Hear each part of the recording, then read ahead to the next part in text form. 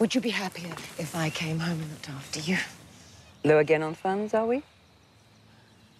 Have we been called here for a public execution? Shall we, feed the swans? The Eye of the Storm can be found on a double bed in a big house, the resting place of Charlotte Rampling's imperious old matriarch.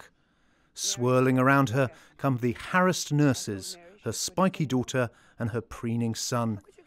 Australian director Fred Schepsi choreographs the chaos, using Patrick White's novel as his anchor. I wanted to be a nurse once, and you said, don't be ridiculous. I was left in no doubt that nothing short of great social success would satisfy you.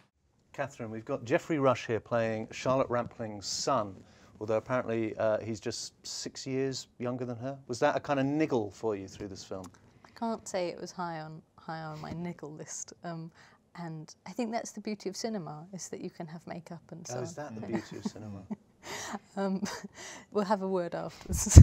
But no, that didn't really trouble me. I mean, Charlotte Rampling is aged up, you know, and it's not just the white hair and the wrinkles, it's also the incontinence and general bedbound grisliness. So I thought she was relatively convincing as 80 or whatever.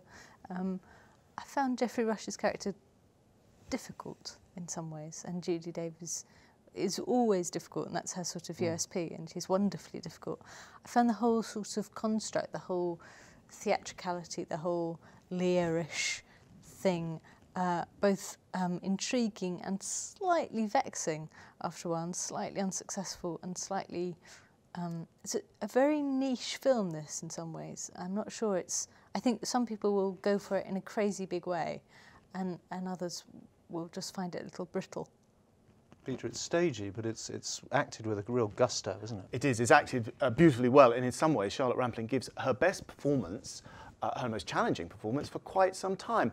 I felt it was beautifully acted and classily acted, and there was something rather stately and reverent about the whole thing. This is something that I think probably means a lot to the director, Fred Schepsi, whose daughter, actually, Alexandra, is in this and does very well. She plays the nurse that looks after Charlotte Rampling's character, and she's very good, actually. She supplies a lot of the bite that is perhaps missing from some of the bigger characters.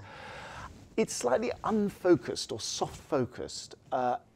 In the novel, that might work well, the kind of broad sort of bagginess of it. The lack of a central focus might work better on the page. On the screen, I felt I want to know what is this about? Who is it about in the end? Because there's so much going on. There's so many kind of weird little highways and byways, which is interesting in some ways. But I found it that somewhere in it there's a smaller, more interesting film trying to get out of this big, kind of plump, slightly kind of complacent heritage cinema.